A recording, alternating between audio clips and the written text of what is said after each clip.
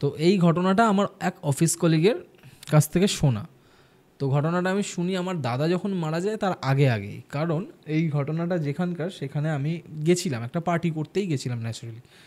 তো সেদিন একটা অদ্ভুত, তোমাকে আমি আগের পডকাস্টে বলেছিলাম আমার দাদা মারা যাওয়ার আগে, ঠিক আছে, আমার খুব বাজে একটা ইনটিউশন পাওয়ার কাজ করছিল যে কিছু একটা খারাপ হতে চলেছে, আমি বুঝতে পারছিলাম।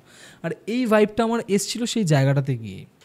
তো কলকাতার একটা মানে বিখ্যাত জায়গা, বিখ্যাত বলবো না, মানে বড় একটা কমপ্লেক্স, পপুলার কমপ্লেক্স, ঠিক আছে, নিউ টাউনে। আশা করি বুঝতে পারছো আমি কিসের কথা বলছি। মেয়েটা ওখানেই থাকে। তো ওখানে থাকার আগে মেয়েটা থাকতো সল্টলেকে, আমার অফিস কলিগ। তো অফিসে যখন আমি জয়েন করি, তো জয়েন করার পরেই টুকটাক সবাই এটা ওটা জানতে পেরে যায় যে আমি মোটামুটি একটু প্যারানর্মাল সাবজেক্ট নিয়ে নাড়াচাড়া করছি। তো তখন মেয়েটা নিজেই আসে যে ভাই আমার লাইফে একটা এরকম ইনসিডেন্ট ঘটেছে, তুই কি শুনবি? যে কী? তখন বলে, মেয়েটা দুর্গাপুরের মেয়ে, ঠিক আছে, ও যখন প্রথম কলকাতায় আসে ও কোনো একটা বিপিও সেক্টরেই চাকরি করছিল। তো করতে করতে ও সল্টলেকের কোনো একটা ফ্ল্যাট ভাড়া নেয়, যার গ্রাউন্ড ফ্লোরটাও ভাড়া নেয়। তো ভাড়া নেওয়ার পর এরকম চলতে থাকে বেশ কিছুদিন। ওর রুমমেটস ছিল। তো তুমি দেখবে একটা জিনিস, যারা একটু রুরাল এরিয়া থেকে বা যারা একটু মানে কলকাতার বাইরে থেকে কলকাতায় প্রথম আসে না, দেখো বাইরে যে কোনো শহর, যতই আমি ব্যাঙ্গালোর মুম্বাইয়ের কথা বলছি না, আমি ওয়েস্ট বেঙ্গলের কথা বলছি, যে কোনো শহর যেখান থেকেই আসুক না কেন, কলকাতার ব্যাপারটা একটু আলাদা থাকে। সেখানে কলকাতার লাইফস্টাইলটা একটু ডিফারেন্ট হয়, ঠিক আছে। কলকাতায় তুমি সস্তার জিনিস প্রচুর দেখতে পাবে, আর সেটা কিন্তু মানে হায়ার লেভেলে দেখতে পাবে, মানে এই না যে সস্তার জিনিস তার কোয়ালিটি খারাপ, ঠিক আছে। তো কলকাতায় তুমি এই সুখটা পেয়ে যাবে, মানে one of the most cheapest city in India বলা হয় কলকাতাকে এই কারণেই। তো কলকাতায় প্রথম এসে অনেকেই না নিজেকে কন্ট্রোলে রাখতে পারে না, তারা হঠাৎ করেই আনন্যাচারাল লাইফস্টাইলে চলে যায়। তো মেয়েটা এরকম এসে সল্টলেকের মতন জায়গা, কেউ দেখার নেই, কেউ কিছু বলার নেই, রাত করে বাড়ি ফিরতো, ঠিক আছে, পাবে যেত এরকম। অফিস থেকে ফেরার সময় তোমার হচ্ছে পাবে কাটিয়ে দেন বাড়িতে ফিরতো। বাড়িতে তো বাবা মা কেউ নেই, ও আর ওর রুমমেট।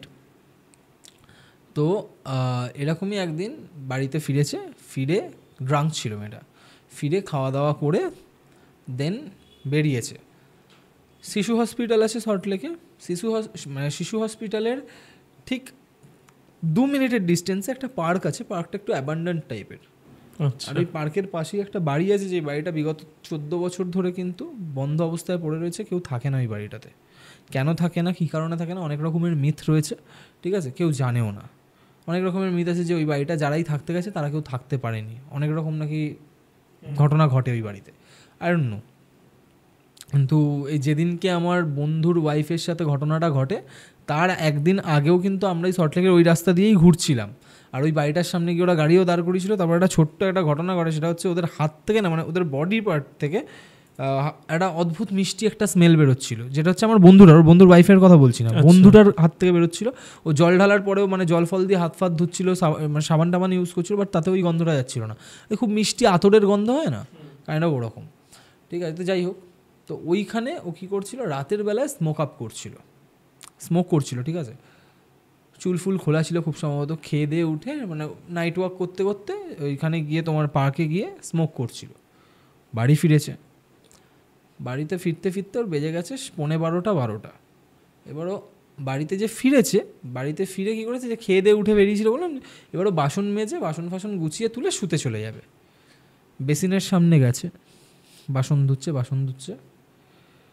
ও বলছে ও দেখতে পেল ওর রুমমেট নিচের ফ্লোর থেকে, মানে নিচেরই ফ্লোরে থাকতো ওরা, ওর রুমমেট ওর রুম থেকে বেরিয়ে ঘরে গেল, মানে ওর পেছন দিক থেকে হেঁটে ঘরে চলে গেল, ঠিক আছে।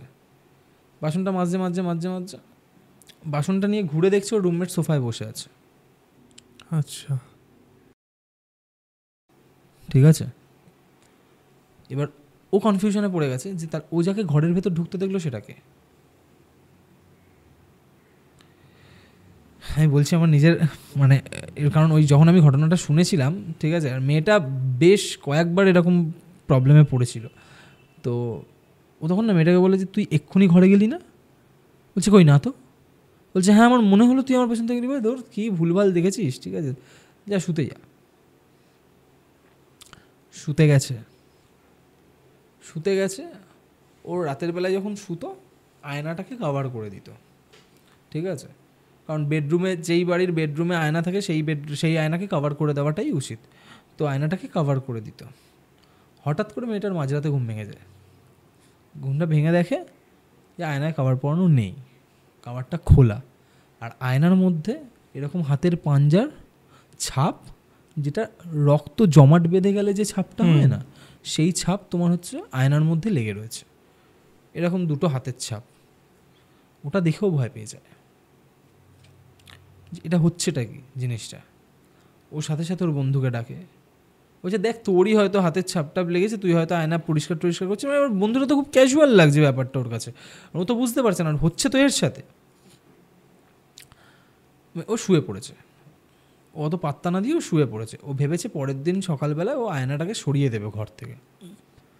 যখন শুয়ে পড়েছে, বলছে চোখটা ঠিক বন্ধ হয়ে আসবে, ওর মনে হলো কি ও চুলের মুঠিটাকে ধরে টেনে তুলে ওকে বসিয়ে দিল। ইনফ্যাক্ট ও বসে আছে বিছানায়। আচ্ছা, এটা ওর মনে হলো যে কি ওকে তুলে বসিয়ে দিল, ঠিক আছে।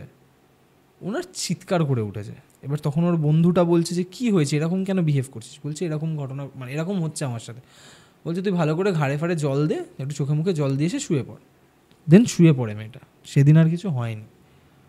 পরের দিন সকালবেলায় ওর আর কাজে যেতে ইচ্ছা করছে না, বুঝতে পারছো? ওর আর কাজে যেতে ইচ্ছা করছে না। ও ঘরে বসে আছে। ওর বন্ধুটা বলছে কি রে অফিস যাবি না? বলছে না আমার ভাল লাগছে না। ওর ভাল লাগছে না। ও চুল আঁচড়াচ্ছে মেয়েটা, ঠিক আছে। আমি এটা হয়তো ওর বন্ধুর ওকে যখন জিজ্ঞেস করেছি তো আগেই ঘটেছিল, যেটা দেখেই ও ফার্স্ট খুব স্ট্রেস হয়ে যায়। যখন চুল আঁচড়াচ্ছে দেখছি চিরুনির সাথে এত এত চুল ওর মাথা থেকে বেরিয়ে আসছে। আচ্ছা, ঠিক আছে। বলছি তোর একদিনের মধ্যে হয়েছেটা কি, এরকম কেন করছিস? বলছে কাল থেকে আমার সাথে এটা হচ্ছে। আমি যখন তোকে বলেছিলাম যে তুই কি ঘরে ঢুকেছিলি, আমি তখন স্পষ্ট দেখেছিলাম তোকে ঘরের দিকে যেতে। বলছে আমি কি করে ঘরে যাব? বলছে তাহলে রাতের ব্যাপারগুলো, রাতের ঘটনাগুলো? বলছে যে দেখ ওরকম কিছু না, তোর হয়তো স্ট্রেস হচ্ছে, ঠিক আছে, তাই জন্য তুই হ্যালিউসিনেট করছিস, যেগুলো নর্মালি সবাই বলে থাকে, তার জন্য তুই এরকম দেখছিস। তো তুই এক কাজ কর, তুই 2 দিন লিভ নিয়ে একটু রেস্ট নিয়ে নে। বলছে হ্যাঁ ঠিক আছে। সন্ধেবেলায় বাইরে বেরিয়েছে, ঘুরে ফুরে এসছে। তখন তোমার রাত্রি 9:30 কি 10টা হবে। ও ডিসাইড করেছে ও আয়নাটাকে, এইটা ওর বেড, ওর আয়নাটা এই দিকে, সামনে খানিকটা জায়গা রয়েছে আর এদিকে দরজা। ও আয়নাটাকে বাইরে বার করে দেবে, ঠিক আছে। এবার ও আয়নাটাকে বাইরে যখন বার করে দিয়েছে, টেনে টেনে টেনে টেনে নিয়ে গেছে, আয়নাটাকে বাইরে বার করেছে। বাইরে বার করে দেওয়ার পর রাতের বেলা এসে শুয়েছে। ও ফিল করছে যে কেউ ওর পায়ে, দুটো পায়ে, মানে এরকম তুমি দেখবে আমরা যদি, মানে যদি এটা আমরা পা হই, যদি কেউ এরমভাবে হাত দিয়ে এরমভাবে করার চেষ্টা করে, দেন আমরা বুঝতে পারবো। তো ওর মনে হচ্ছে কেউ ওর পা দিয়ে হাতটাকে উপর দিকে তোলার চেষ্টা করছে। সাথে সাথে ঘুমটা ভেঙে গেছে, উঠে বসেছে, দেখছে কেউ নেই, কোথাও কিচ্ছু নেই। কিন্তু যে ঘটনাটা এর পর ঘটে সেটা হচ্ছে আয়নাও তো ছিল না। দেন ও চাদর ফাদর মুড়ি দিয়ে শুয়ে পড়ে। ভোরবেলায় যখন ওর ঘুম ভাঙে, ও উন্মাদের মতন চিৎকার করতে থাকে পাশের ঘর থেকে ওর বন্ধু যখন ছুটে আসে, ওই কী হয়েছে? বলছে কালকে সন্ধেবেলায় আমি এই আয়নাটাকে বাইরে রেখে দিয়ে এসেছিলাম, বাইরের ঘরে রেখে দিয়ে এসেছিলাম।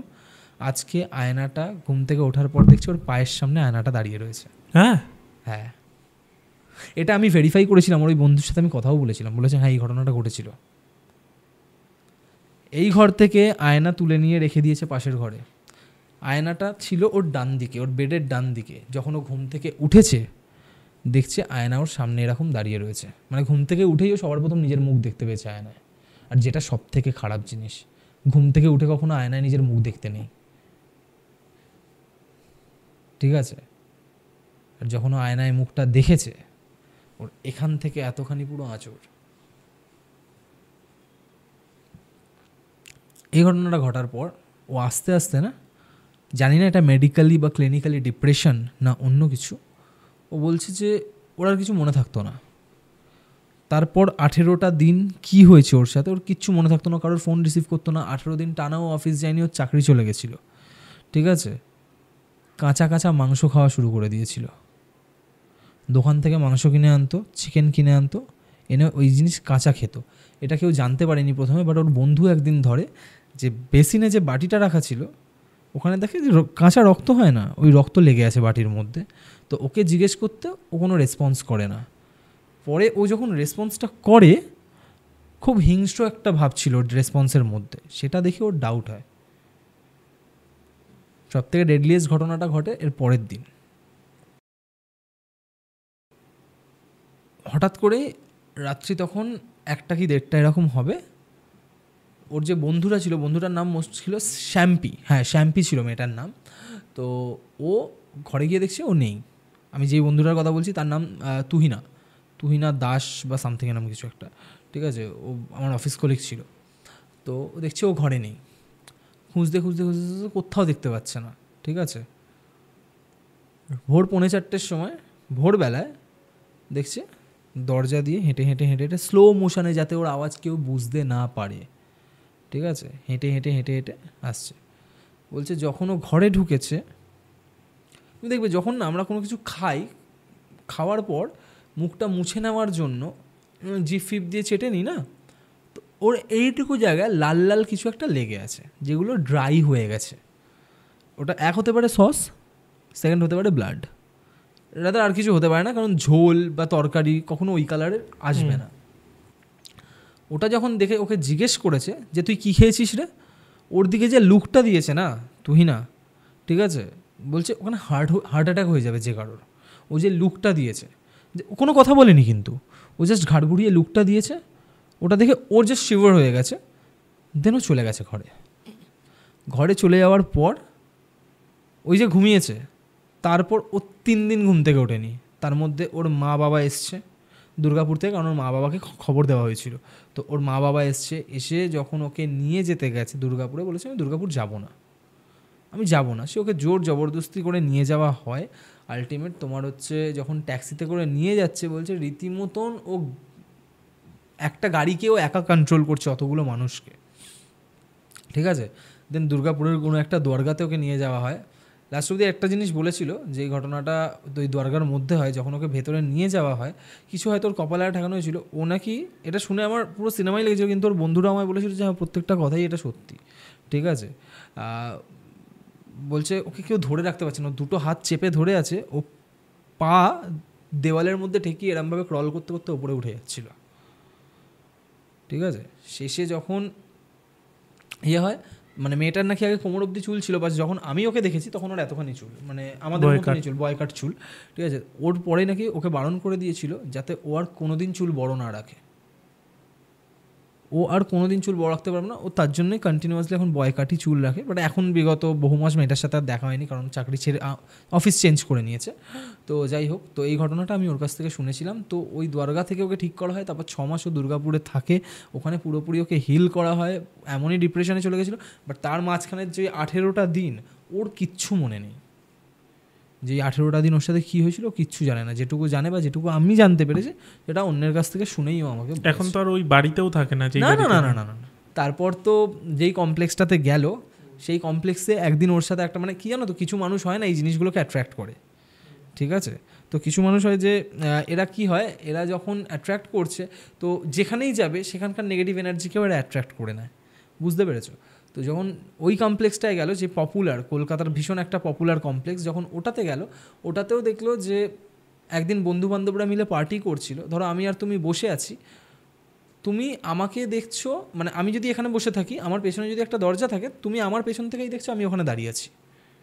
এই ঘটনা ওর সাথে ঘটেছে ওই কমপ্লেক্সে। হ্যাঁ, ওই কমপ্লেক্সে।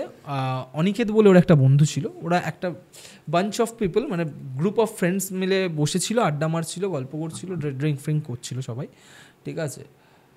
হঠাৎ করেই দেখছে অনিকেত দরজার বাইরে দাঁড়িয়ে আছে আর ওর দিকে তাকিয়ে রয়েছে। এটা শুধু ও নয়, ওর সাথে আরও 4-5 জন দেখেছে, ঠিক আছে। তো এরকম খুচরো ঘটনা প্রচুর রয়েছে যেগুলো শুনতে পাই, এগুলো। এটা কি শুধু ও গেছে বলে না, ওই কমপ্লেক্সেই? ওই কমপ্লেক্সে প্রবলেম আছে, কারণ ওখানে আগে প্রচুর খুন খারাপি, মার্ডার ফার্ডার প্রচুর জিনিস হতো, ঠিক আছে। ইনফ্যাক্ট এখনও যদি আজকের দিনে রাতের বেলায় কেউ কাউকে মার্ডার করে ওখানে ফেলে দেয় না, কেউ জানতেও পারবে না। আশা করি তুমি বুঝতে পেরেছো আমি কোন জায়গার কথা বলছি। এই ঘটনাটা মানে একটু অন্যরকম, আগের ঘটনাটা অন্যরকম, এটা অন্যরকম। এটা মানে হয়তো ওই 18 দিনটা কি করেছে ওটা জানা গেলে হয়তো দর্শকের জন্য ইন্টারেস্টিং হতো। ও বলেছিল আমায়, দেখো আচ্ছা। আজকে এই ঘটনাটা আমি শুনেছিলাম 2022-এ, যখন আমি প্রথম ওই আইটিস কোম্পানি জয়েন করি, তখনই ও আমায় বলেছিল, তো অতটা মনে নেই। তো ওই ঘটনাটা আমার ভীষণ ভয় লেগেছিল শুনে। দেন তারপর ওই কমপ্লেক্সেই গিয়ে আমরা আড্ডা মারছিলাম, একদিন পার্টি করছিলাম, তো তার পরের দিনই আমার দাদা মারা যায়। ঠিক আছে, মানে ওখান থেকেই তখন আমার খুব ব্যাড একটা ভাইব আসছিল ওখানে থেকে, যে আমার কিছু একটা খারাপ হতে চলেছে। আর আমি কন্টিনিউয়াসলি ওদেরকে বলছিলাম যে আমার না ভাল লাগছে না, আমি কখন সকাল হবে আর আমি বাড়ি যাবো, আমার কিছু ভাল লাগছে না। ঠিক বাড়িতে ফেরার সময় বাবা আমায় ফোন করে, তোর দাদা হসপিটালে ভর্তি।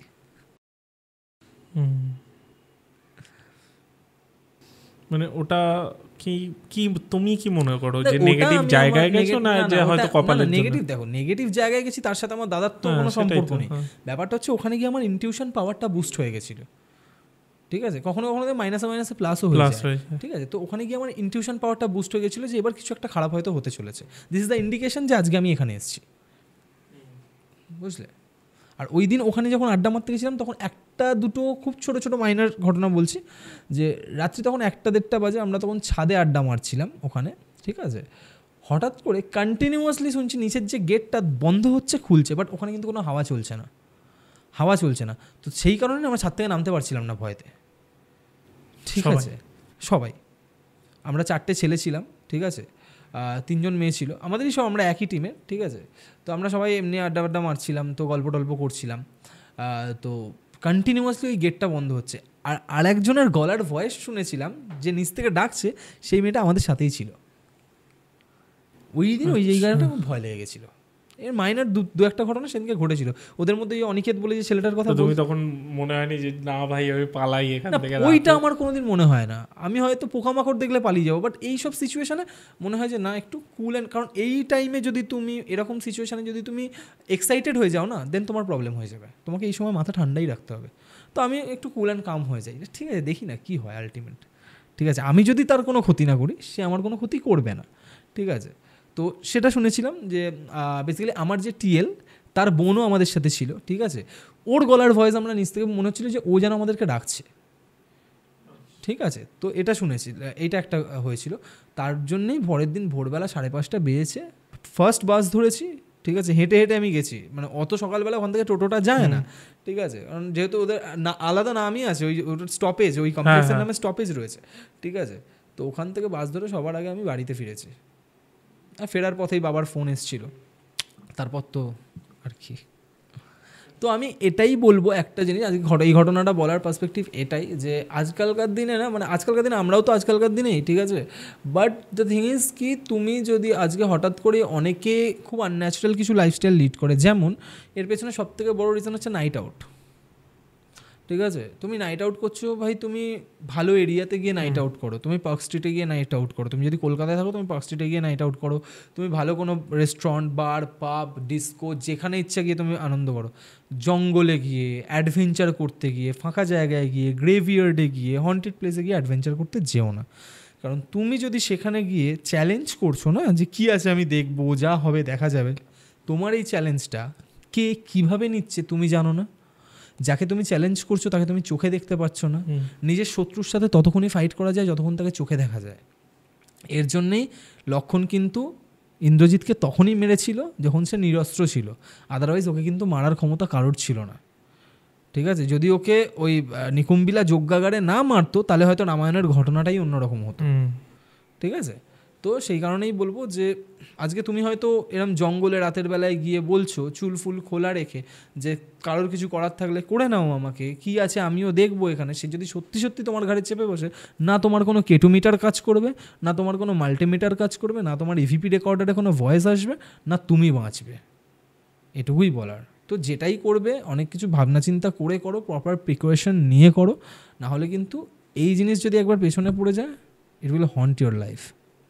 এরকমই বিভিন্ন আরও ক্লিপস পাওয়ার জন্য, আরও বিষয়ে জানার জন্য আমাদের এই চ্যানেল ইউটিএস ক্লিপসকে অবশ্যই সাবস্ক্রাইব করুন।